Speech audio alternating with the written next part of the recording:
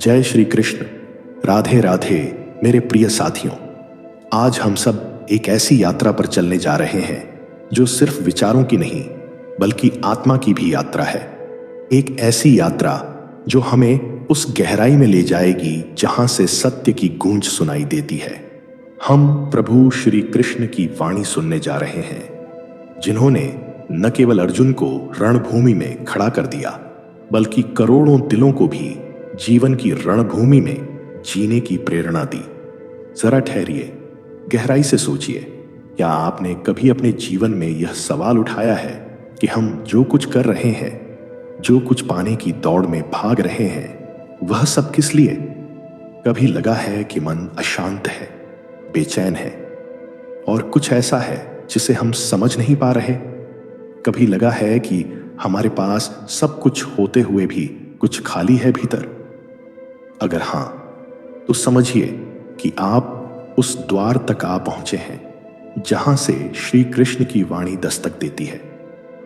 आज हम जानने का प्रयास करेंगे मोह माया क्या है और इससे मुक्ति का मार्ग क्या है। भगवान श्री कृष्ण ने गीता में कहा, हे अर्जुन, यह संसार माया है। यह जो तू देख रहा है, अनुभव कर रहा है, यह सब एक भ्रम है। जैसे कोई स्वप्न हो, एक छलावा हो। यह वचन हमें चौंकाता है। हम जिसे असल मानकर उसके लिए जीवन होम कर देते हैं, वह असल में भ्रम है। हाँ, यही तो सच्चाई है। मोह माया वह जाल है जिसमें बंधकर हम अपनी आत्मा की आवाज सुनना बंद कर देते हैं। मोह का अर्थ होता है आसक्ति, किसी चीज से ऐसी जुड़ाव जो हमें अंदर से जकड़ ले। और माया का अर्थ होता है वह दृष्टि भ्रम जो वास्तविकता को छिपा ले। जब हम किसी वस्तु, व्यक्ति या भावना से इस तरह जुड़ जाते हैं कि उसका न रहना हमें तोड़ दे, तब समझ लीजिए हम मोह माया में फंस गए हैं। श्री कृष्ण कहते हैं, जो बदलता है, जो नश्वर है, उससे मोह मत रखो। फिर चाहे वह धन हो, संबंध हो, यश हो या शरीर स्वयं। एक क्षण को रुकिए और सोचिए, जब आप छोटे थे तब जो चीजें आपको बेहद प्रिय लगती थीं, क्या वे आज भी उतनी प्रिय हैं? जिन लोगों से आप जुड़ते गए, उनमें से कितने आज आपके जीवन का हिस्सा हैं? जीवन की हर घड़ी में कुछ न कुछ बदला है और यह परिवर्तन ही संसार का नियम है। फिर भी हम चाहते हैं कि सब कुछ स्थिर रहे, यथावत रहे। यही इच्छा, यही पकड़ मोह है। कई बार हम सोचते हैं, अगर मुझे वो नौकरी मिल जाए तो मैं सुखी हो जाऊंगा। अगर वो व्यक्ति मुझे मिल जाए तो जीवन संपूर्ण हो जाएगा। अगर मेरे पास थोड़ा और पैसा होता तो मैं चैन से जी सकता था। लेकिन श्री कृष्ण कहते हैं, यह सुख की कल्पना भी माया है, क्योंकि जितना आप पाने की इच्छा करेंगे उतना ही मन असंतुष्ट होता जाएगा। यह माया हमें भ्रम में डालती है कि सुख बाहरी चीजों में है, जबकि असली आनंद हमारे अंदर है। एक समय की बात है, एक धनवान व्यापारी श्री कृष्ण के पास आया और बोला, भगवान, मेरे पास सब कुछ है, धन, परिवार, प्रतिष्ठा, लेकिन फिर भी मुझे शांति नहीं मिलती। श्री कृष्ण मुस्कुराए और बोले, तूने सब कुछ इकट्ठा तो कर लिया, पर अपने भीतर झांक कर देखा क्या? तूने अपने आप से मिलना छोड़ दिया है। तू उस माया के पीछे भाग रहा है जो तुझे थका रही है। व्यापारी मौन हो गया। उसकी आंखों में नमी थी, क्योंकि वह पहली बार भीतर की बेचैनी को पहचान रहा था। हम सब भी उस व्यापारी की तरह हैं। दिन भर दौड़ते हैं, रात को थककर सो जाते हैं और अगली सुबह फिर वही चक्र शुरू हो जाता है। हम भूल जाते हैं कि जीवन सिर्फ कमाने, बसाने और बढ़ाने का नाम नहीं है। जीवन आत्मा से जुड़ने का अवसर है। श्री कृष्ण कहते हैं, हे अर्जुन, अपने कर्म कर, लेकिन फल की इच्छा में मत बंध, वही तुझे मोह से मुक्त करेगा। यह वाक्य जितना सरल है उतना ही गहरा है। माया की सबसे बड़ी चाल यह है कि वह हमें भ्रम में डालती है, अगर मैं यह पालूं तो संतुष्ट हो जाऊंगा। लेकिन जब वह मिल जाता है तो कुछ और पाने की इच्छा जाग उठती है। यह एक न खत्म होने वाली प्यास है। यह माया का चक्र है जो हमें आत्मा से दूर करता चला जाता है। श्री कृष्ण की दृष्टि से देखें तो मोह माया कोई शत्रु नहीं, बल्कि एक परीक्षा है। वह हमें अवसर देती है देखने का, समझने का और स्वयं को पहचानने का, ऐ का। लेकिन अगर हम अंधे होकर माया को ही सब कुछ मान लें तो वही माया बंधन बन जाती है। एक और कथा याद आती है। एक संत अपने शिष्य को नदी किनारे ध्यान सिखा रहे थे। शिष्य ने पूछा, गुरुदेव, मैं ध्यान करता हूं, लेकिन बार बार दुनिया की बातें ध्यान में आ जाती हैं। संत मुस्कुराए और बोले, क्योंकि तू अभी भी मोह में है। ध्यान वह अवस्था है जहां मन भीतर जाता है और माया की परछाइयां बाहर रह जाती हैं। यही तो श्री कृष्ण ने कहा, हे अर्जुन, जब तेरा मन एकाग्र हो जाएगा, जब तू संसार से नहीं मुझसे जुड़ेगा, तब तू असली सुख का अनुभव करेगा। हमारे जीवन में भी जब जब कोई दुख आता है, कोई वियोग होता है, कोई हानि होती है, तब हम टूटते हैं, क्योंकि हमने किसी चीज को पकड़ रखा था जो कि स्थायी नहीं थी। श्री कृष्ण हमें बार बार यह समझाते हैं कि बंधन से मुक्ति ही सच्चा प्रेम है। वह प्रेम जो अपेक्षाओं से मुक्त है, वह शांति जो स्थिति पर निर्भर नहीं करती। मोह माया के इस गहरे समुद्र में डूबते हुए हमें उस एक नाव की आवश्यकता है जो हमें पार ले जा सके। वह नाव है श्री कृष्ण की वाणी, वह मार्गदर्शन जो हमें हमारी आत्मा से जोड़ता है। वह हमें यह सिखाता है कि हम इस संसार में रहें, कर्म करें, लेकिन उसमें उलझे नहीं। यही तो गीता का सार है, कर्म करो लेकिन बंध मत जाओ। मित्रों, अगर आप इस यात्रा में मेरे साथ हैं तो अपने मन को शांत कीजिए, आंखें बंद कीजिए और सोचिए, आपने किन चीजों से मोह पाल रखा है। क्या वे चीजें स्थायी हैं? क्या वे आपको भीतर से पूर्ण करती हैं? अगर नहीं तो यह वक्त है खुद को उस मोह से धीरे धीरे मुक्त करने का, क्योंकि सच्चा प्रेम, सच्चा सुख और सच्चा शांति वहीं मिलती है जहां आत्मा श्री कृष्ण से जुड़ती है। जब हम श्री कृष्ण की वाणी को अपने हृदय में उतारते हैं तो वह केवल शाब्दिक ज्ञान नहीं रहती, वह जीवन बन जाती है। वह हमारे भीतर एक दीप की तरह जलने लगती है जो अंधकार के हर कोने को धीरे धीरे प्रकाशित करता है, और इस प्रकाश में हम वह देख पाते हैं जो अब तक छिपा हुआ था, हमारा असली स्वरूप, हमारी आत्मा। मोह माया का सबसे सूक्ष्म और सबसे गहरा रूप यही है कि यह हमारी आत्मा के प्रकाश को छिपा देती है। यह हमें ऐसा प्रतीत कराती है कि हम शरीर हैं, हमारा अस्तित्व हमारे नाम, हमारे रिश्तों, हमारे कामों में है। लेकिन श्री कृष्ण कहते हैं, हे अर्जुन, तू यह शरीर नहीं है, यह तो केवल एक वस्त्र है। तू वह आत्मा है जो न जन्म लेती है न मरती है, जिसे एक जला नहीं सकती, पानी बहा नहीं सकता, हवा सुखा नहीं सकती। सोचिए, जब यह शरीर ही स्थायी नहीं तो इससे जुड़े बाकी सारे मोह कैसे स्थायी हो सकते हैं? फिर भी हम इसी शरीर से जुड़े सुखों के पीछे भागते रहते हैं। क्यों? क्योंकि हम भूल जाते हैं कि हम कौन हैं। मोहमाया की यह सबसे पहली चाल है आत्मविस्मरण। जैसे ही हम अपने भीतर के सत्य को भूलते हैं, हम बाहर की असत्य चीजों में लिप्त हो जाते हैं। एक क्षण के सुख के लिए पूरी उम्र का चयन खो बैठते हैं। श्री कृष्ण गीता में कहते हैं, हे अर्जुन, सुख और दुख दोनों ही आने जाने वाले हैं, जैसे सर्दी और गर्मी। तू उन्हें सह, क्योंकि वे स्थायी नहीं हैं। अब सोचिए, अगर दुख स्थायी नहीं है तो हम उससे इतना डरते क्यों हैं? और अगर सुख स्थायी नहीं है तो हम उससे इतना आसक्त क्यों हो जाते हैं? इसका कारण है हमारी माया में फंसी हुई दृष्टि। जो दिखता है हम उसी को सत्य मान लेते हैं, जबकि श्री कृष्ण कहते हैं, सत्य वह है जो बदलता नहीं, और वह केवल एक है, परमात्मा और आत्मा। बाकी सब माया है। एक बार की बात है, एक विद्वान पंडित श्री कृष्ण के पास आया। उसने कहा, भगवान, मैं शास्त्रों का झाता हूं, जीवन का तात्विक ज्ञान भी मुझे है, लेकिन फिर भी मेरा मन शांति नहीं पाता। श्री कृष्ण मुस्कुराए और बोले, हे पंडित, तूने ज्ञान तो पा लिया, लेकिन तुझे अब भी अपनी बुद्धि पर गर्व है। जब तक ज्ञान अहंकार बन जाए, वह भी मोह माया ही है। असली ज्ञान वह है जो नम्र बना दे, जो भीतर से जोड़ दे और मोह को जला दे। उस पंडित की आंखों में आंसू थे, क्योंकि उसने पहली बार महसूस किया कि जो वो अब तक जानता था वह जानकारी थी, लेकिन अनुभव नहीं।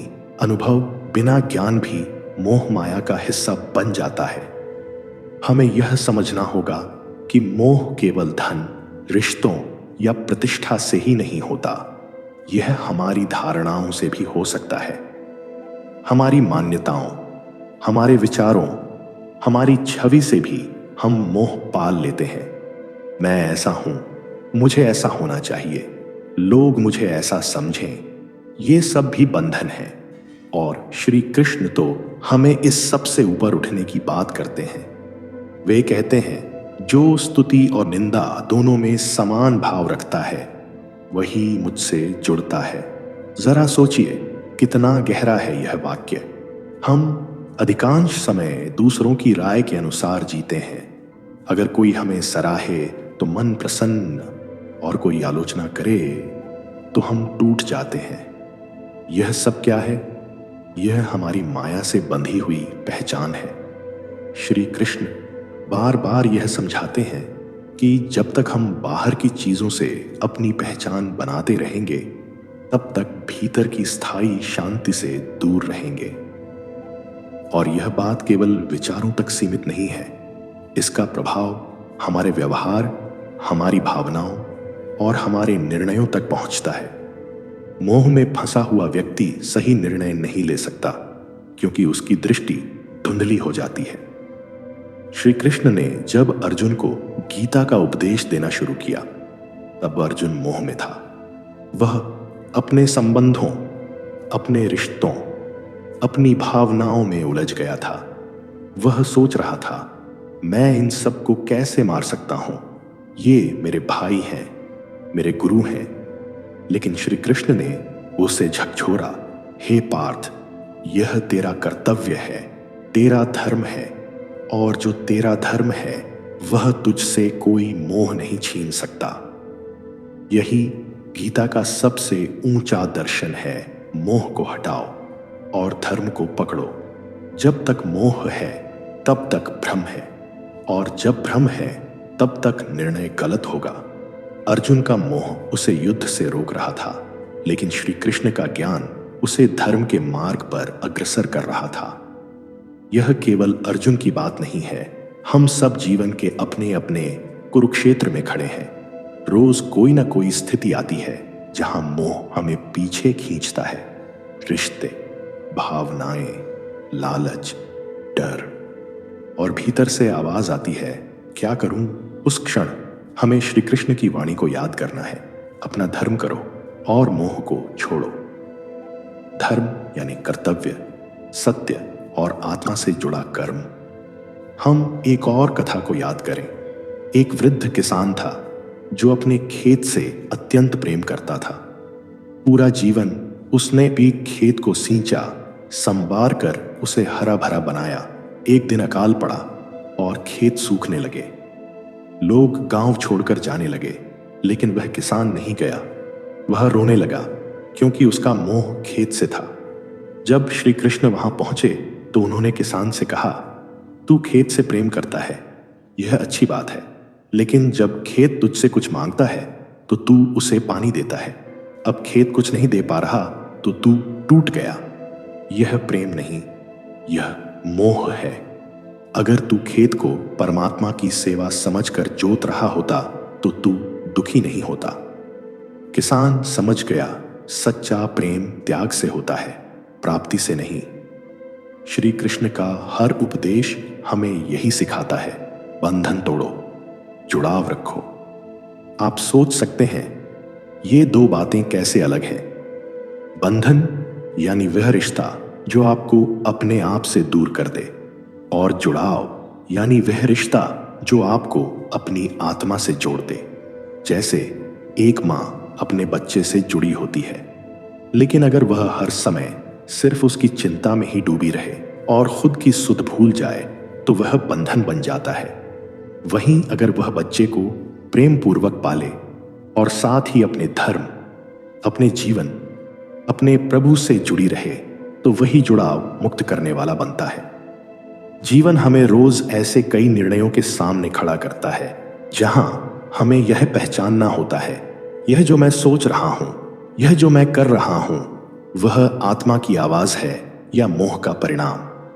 यही विवेक हमें माया से मुक्त करता है।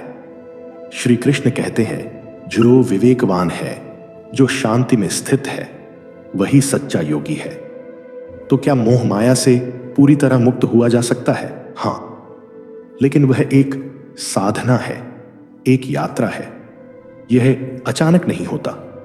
जैसे सूरज धीरे धीरे रात को दूर करता है, वैसे ही श्री कृष्ण की वाणी धीरे धीरे हमारे भीतर की माया को कम करती है।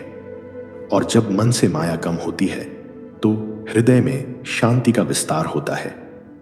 वह शांति जो बाहर के शोर में नहीं, भीतर की मौन में मिलती है। वह प्रेम जो किसी के आने या जाने से नहीं, बल्कि प्रभु से जुड़ाव में मिलता है। वह सुख जो किसी परिस्थिति के बनने से नहीं, आत्मा के जागने से मिलता है। कई बार हम यह सोचते हैं कि मोह माया तो केवल बड़े बड़े सांसारिक विषयों से जुड़ी चीज है, जैसे धन, संपत्ति, परिवार या प्रतिष्ठा। लेकिन श्री कृष्ण की दृष्टि कहीं अधिक सूक्ष्म है। वे हमें सिखाते हैं कि मोह केवल बाहरी चीजों से नहीं होता। मोह हमारी भावनाओं, हमारी इच्छाओं और यहां तक कि हमारी धार्मिकता से भी हो सकता है। एक बार एक तपस्वी श्री कृष्ण के पास आया। वह वर्षों से जंगल में साधना कर रहा था। शरीर कांतिहीन हो चुका था, आंखों में केवल तप की ज्वाला थी।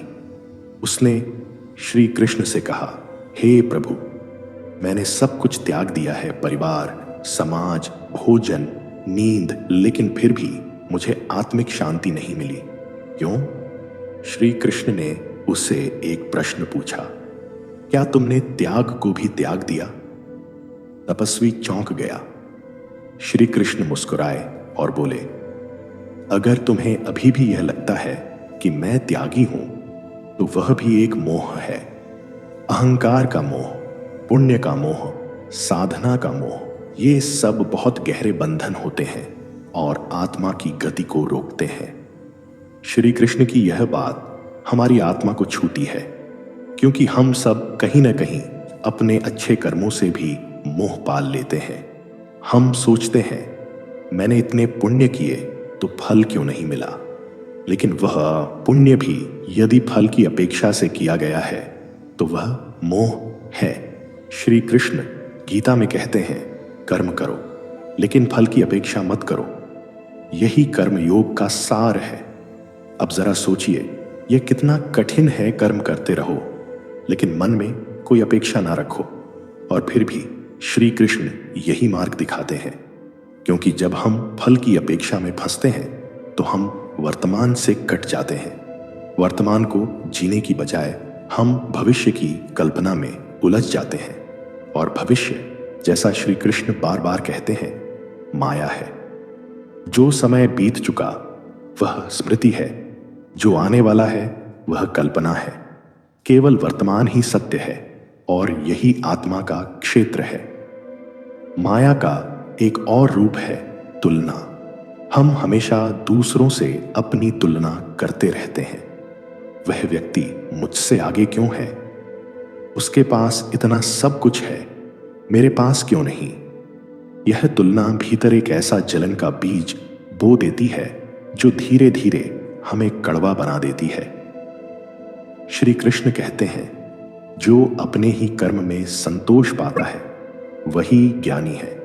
वह दूसरों से न ईर्ष्या करता है, न प्रतिस्पर्धा।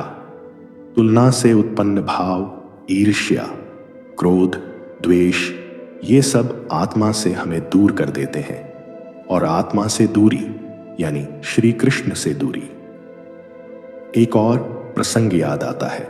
एक साधक जो कृष्ण भक्त था, मंदिर में हर रोज घंटों सेवा करता था।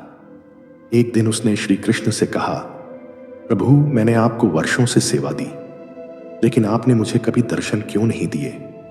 उस रात उसे स्वप्न में श्री कृष्ण मिले और बोले, तू सेवा कर रहा था, लेकिन भीतर यह अपेक्षा थी कि मैं दर्शन दूं। तेरा प्रेम सच्चा नहीं, व्यापार जैसा था। जब प्रेम में भी स्वार्थ हो तो वह माया बन जाता है। प्रेम निष्काम हो तभी वह मुझे छू सकता है। कितनी सटीक बात है यह। जब हमारा प्रेम शर्तों पर आधारित हो जाता है तब वह प्रेम नहीं रहता, वह सौदा बन जाता है। और श्री कृष्ण की भक्ति किसी सौदे पर नहीं टिकती, वह तो पूर्ण समर्पण की मांग करती है। जब मीरा ने कृष्ण को पुकारा तो वह यह नहीं कहती थी, हे प्रभु मुझे कुछ दो। वह तो बस यही कहती थी, हे कृष्ण तुम मिल जाओ बस। इसीलिए श्री कृष्ण उसके साथ हर क्षण थे, क्योंकि उसके प्रेम में मोह नहीं था, केवल समर्पण था।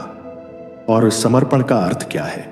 श्री कृष्ण गीता में कहते हैं, सर्वधर्मान परित्यज्य मामेकम शरणम व्रज, अर्थात सब कुछ छोड़कर केवल मेरी शरण में आ जा। इसका अर्थ यह नहीं कि आप अपने कर्तव्यों को छोड़ दें या जीवन से भाग जाएं। इसका मतलब है अपने भीतर उस बोध को जगा लें कि जो कुछ भी मैं कर रहा हूं वह प्रभु की सेवा है और उसका फल भी वही जाने। जब हम ऐसा भाव रखकर कर्म करते हैं तो धीरे धीरे मोह गलने लगता है।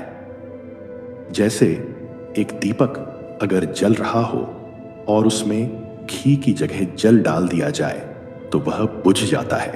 वैसे ही अगर हमारे जीवन में प्रेम, सेवा, त्याग और समर्पण की जगह लोभ, भय और अपेक्षा डाल दी जाए तो वह जीवन बुझ जाता है और बुझा हुआ जीवन ही असली दुख है।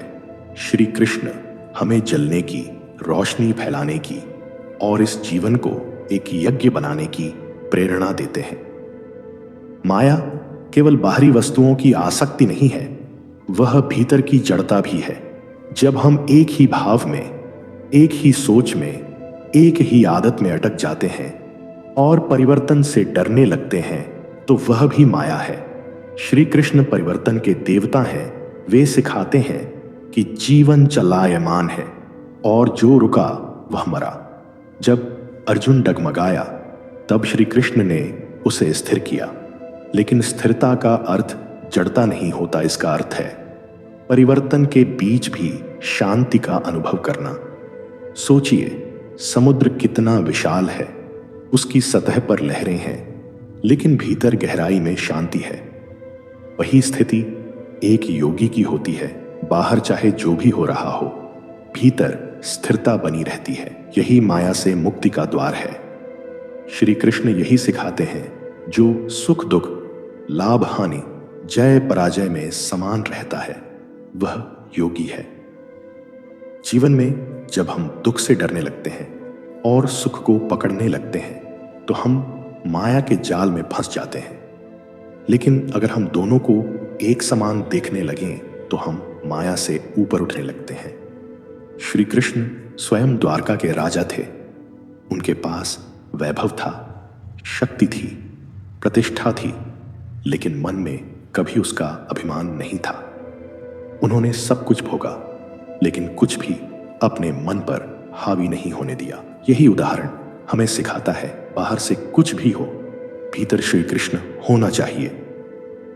जब हमारे भीतर श्री कृष्ण बसने लगते हैं तब माया खुद हटने लगती है। तब न हम किसी के आगे झुकते हैं, न किसी को नीचे दिखाते हैं। तब हमारे शब्दों में प्रेम होता है, कर्मों में सेवा होती है और जीवन में एक अलौकिक माधुर्य होता है। श्री कृष्ण हमें यही बनाना चाहते हैं, एक ऐसा प्रेमी जो मोह में नहीं बल्कि आत्मा में जी रहा हो। मोह हमें जकड़ता है, प्रेम हमें मुक्त करता है। माया हमें भ्रम में डालती है, कृष्ण हमें प्रकाश में लाते हैं। और यह प्रकाश केवल पढ़ने से नहीं आता, यह अनुभव से आता है। जब हम श्री कृष्ण की बातों को जीने लगते हैं, तब जीवन में एक नई दृष्टि, एक नई ऊर्जा और एक नई दिशा प्रकट होती है।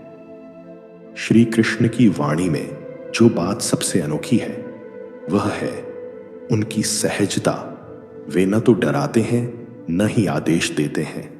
वे केवल दिखाते हैं एक रास्ता, एक दृष्टि, एक विकल्प।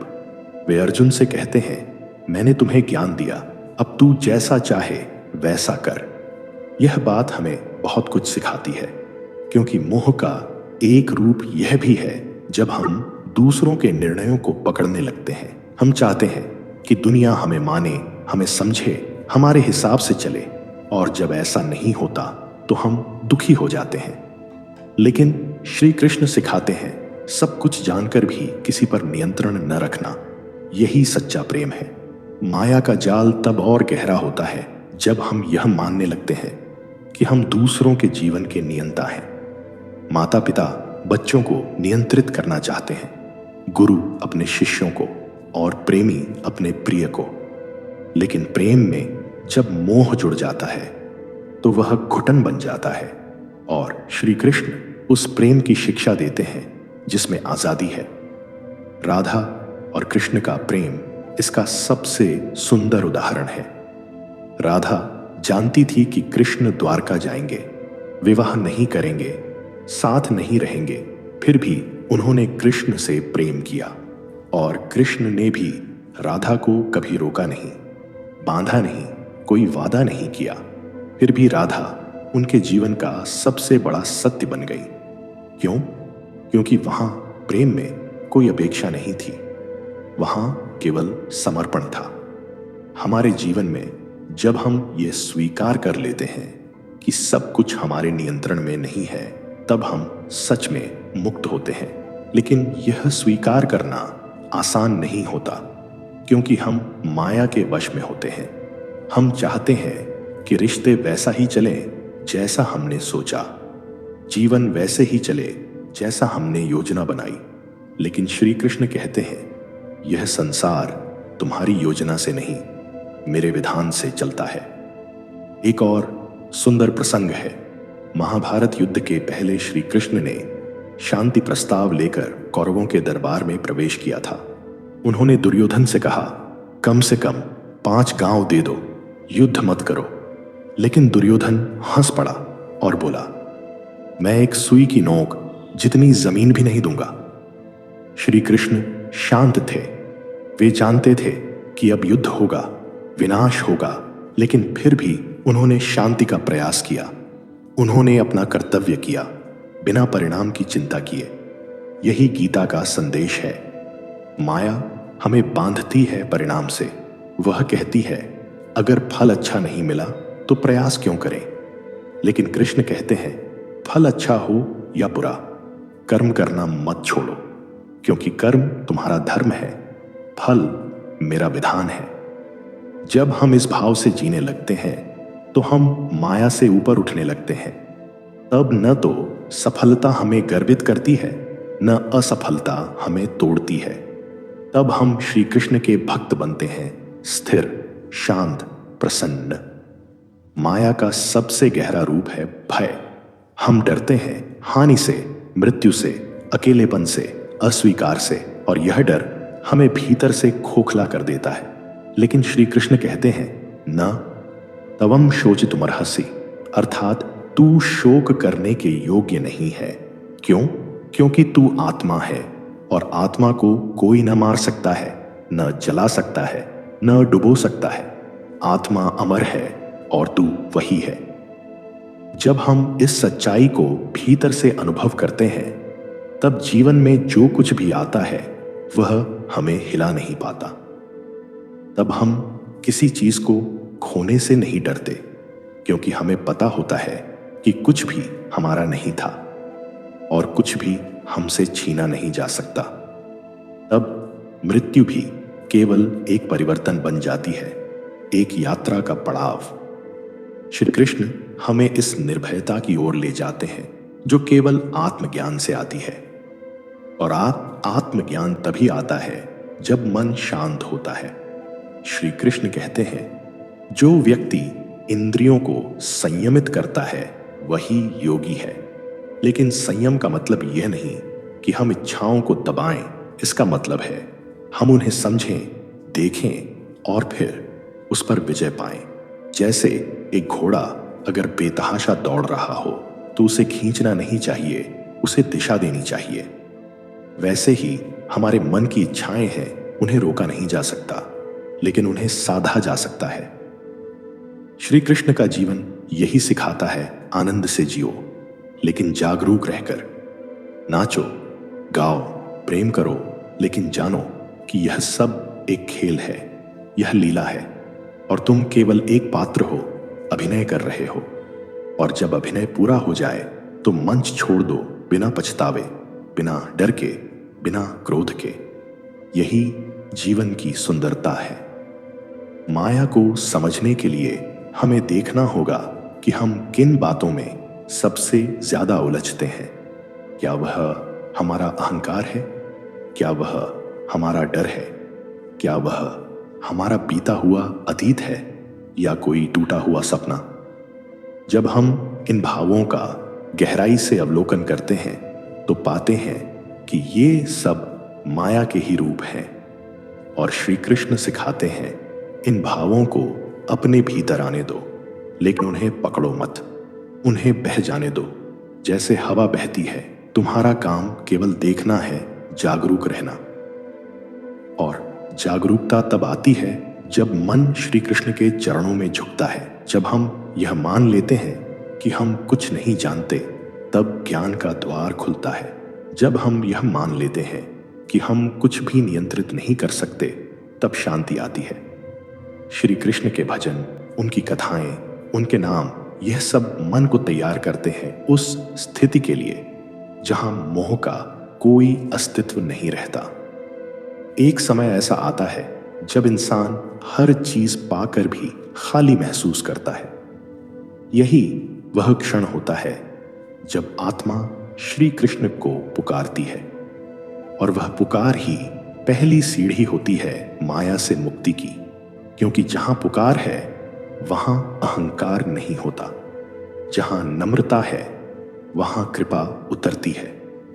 और जब कृपा उतरती है तो भीतर से जो जड़ता थी, जो पीड़ा थी, जो उलझन थी, वह सब पिघलने लगती है।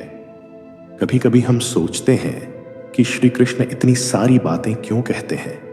क्या यह सब समझ पाना आसान है? लेकिन अगर ध्यान से देखें तो पाएंगे श्री कृष्ण कुछ नया नहीं सिखाते। वे केवल वह याद दिलाते हैं जो हम पहले से जानते हैं। यह ज्ञान बाहर से नहीं आता, यह भीतर था, केवल धूल जमी थी। और श्री कृष्ण वही हैं जो उस धूल को प्रेम से, शब्दों से, दृष्टि से और मौन से भी हटा देते हैं। उनकी एक मुस्कान, एक वाक्य, एक संकेत हमारे जीवन की दिशा बदल सकता है। लेकिन उसके लिए हमें तैयार होना पड़ता है, मोह से निकलना पड़ता है, माया के पर्दे को उठाना पड़ता है। और यह तभी संभव है जब हम यह स्वीकार करें कि मैं नहीं जानता, मुझे मार्ग चाहिए, मुझे कृपा चाहिए। और यह स्वीकारना कोई कमजोरी नहीं, यही सबसे बड़ी शक्ति है। श्री कृष्ण कहते हैं, जब जब धर्म की हानि होती है मैं प्रकट होता हूं। लेकिन यह प्रकट होना केवल किसी युद्ध भूमि में, किसी विशेष युग में नहीं होता। यह हर आत्मा में, हर दिल में, हर जीवन में होता है जब वह सच्चे प्रेम, सच्चे विवेक और सच्चे शांति की ओर मुड़ता है। जब इंसान मोह माया की जंजीरें तोड़कर सत्य की राह पकड़ता है, तब कृष्ण भीतर से प्रकट होते हैं।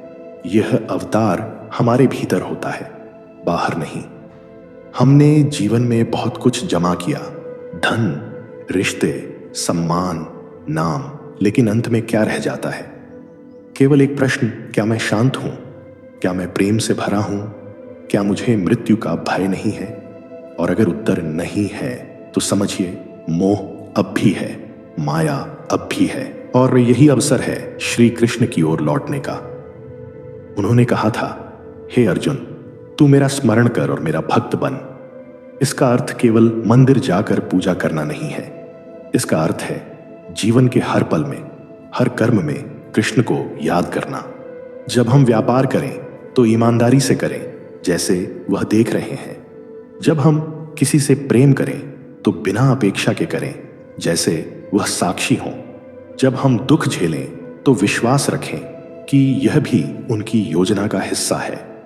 माया हमें दुनिया के रंग में रंग देती है, लेकिन कृष्ण हमें आत्मा के रंग में रंगते हैं, और आत्मा का रंग कभी फीका नहीं होता।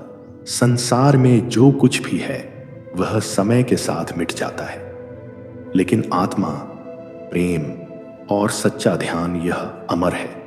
श्री कृष्ण हमें यही सिखाते हैं, अस्थाई से हटो, शाश्वत की ओर देखो। जो चीजें जाती हैं उन्हें जाने दो, जो लोग छोड़ते हैं उन्हें छोड़ दो। तुम केवल उस प्रकाश को थामे रहो जो कृष्ण की कृपा से तुम्हारे भीतर जलता है। जैसे जैसे हम यह समझने लगते हैं, वैसे वैसे जीवन सरल होता जाता है। पहले जो दुख हमें बहुत भारी लगता था, अब वह एक शिक्षा बन जाता है। पहले जो रिश्ते हमें चोट देते थे, अब वे हमें माफ करना सिखाते हैं। पहले जो इच्छाएं हमें व्याकुल करती थीं, अब वे शांत हो जाती हैं। यह सब इसलिए संभव है क्योंकि हमने कृष्ण को भीतर बुला लिया। माया का सबसे गहरा वार हमारे मन पर होता है, वह भ्रमित करता है। लेकिन जब कृष्ण आते हैं तो वह भ्रम समाप्त हो जाता है। उनकी बातें कभी जटिल नहीं होती, वे सीधी, सहज लेकिन अत्यंत गूढ़ होती हैं। वे कहते हैं, एक क्षण भी बिना कर्तव्य के मत बैठो, कर्म करो लेकिन मोह के बिना। इसका अर्थ यह है कि जो भी कार्य करें उसे पूजा समझकर करें। अपने जीवन को एक यज्ञ बना दें जिसमें हर सांस, हर भावना, हर विचार श्री कृष्ण को अर्पित हो। और ऐसा जीवन जीने वाला व्यक्ति धीरे धीरे स्वयं श्री कृष्ण का स्वरूप बन जाता है। उसमें करुणा आ जाती है, उसमें संतुलन आ जाता है, उसमें एक चुप्पी आ जाती है जो बहुत कुछ कहती है बिना बोले। वह न किसी से कुछ चाहता है, न किसी को कुछ साबित करना चाहता है। वह बस एक माध्यम बन जाता है श्री कृष्ण की कृपा का, उनकी वाणी का, उनके प्रेम का। आज हम सब इस यात्रा में हैं, कोई शुरुआत में, कोई मध्य में, कोई उस मोड़ पर जहां सब कुछ टूट रहा है, और कोई उस पड़ाव पर जहां भीतर कोई आवाज धीरे से कहती है, अब समय है लौटने का। और वह लौटना मंदिर की ओर नहीं होता, वह भीतर की ओर होता है, जहां आत्मा बैठी है श्री कृष्ण के चरणों की प्रतीक्षा में। अगर इस जीवन में एक बार भी हम सच्चे भाव से उन्हें पुकार लें तो वे सुन लेते हैं। वे द्वारका में नहीं रहते, वे हमारे हृदय में रहते हैं। बस हमें वह पर्दा हटाना है जो मोह ने डाला है। पर्दा है डर का, अहंकार का, अपेक्षाओं का, दुख का। जैसे ही वह गिरता है, भीतर से एक अद्भुत प्रकाश फूटता है, और उस प्रकाश में सब कुछ स्पष्ट दिखने लगता है। अपना मार्ग, अपना धर्म, अपना स्वरूप। श्री कृष्ण की बातें केवल सुनने के लिए नहीं है, उन्हें जीने के लिए है। मोह माया के इस संसार में हमें बार बार ठोकर लगेगी, लेकिन हर बार अगर हम श्री कृष्ण की वाणी को स्मरण करें तो हर चोट हमें और जागरूक बनाएगी। हम धीरे धीरे एक ऐसे मुकाम पर पहुंचेंगे जहां दुख हमें छू नहीं पाएगा, मोह हमें बांध नहीं पाएगा, और मृत्यु भी केवल एक नई शुरुआत लगेगी। तो आइए इस सुंदर यात्रा के अंत में हम सब मिलकर एक भाव रखें कि चाहे कुछ भी हो जाए, हम श्री कृष्ण की राह से न हटें।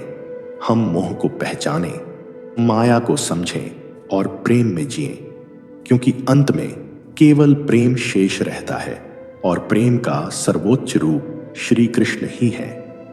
राधे राधे। जय श्री कृष्ण। यदि यह वाणी आपके मन को छू गई हो तो कृपया कमेंट में जय श्री कृष्ण लिखें, और इसे किसी प्रियजन तक जरूर पहुंचाएं, क्योंकि जब एक आत्मा जागती है तो 100 आत्माओं तक उसकी ज्योति पहुंचती है। आपका हर विचार, हर शब्द इस आध्यात्मिक ज्योति को और प्रखर बनाएगा। आपका साथ ही हमारी प्रेरणा है। धन्यवाद। राधे राधे।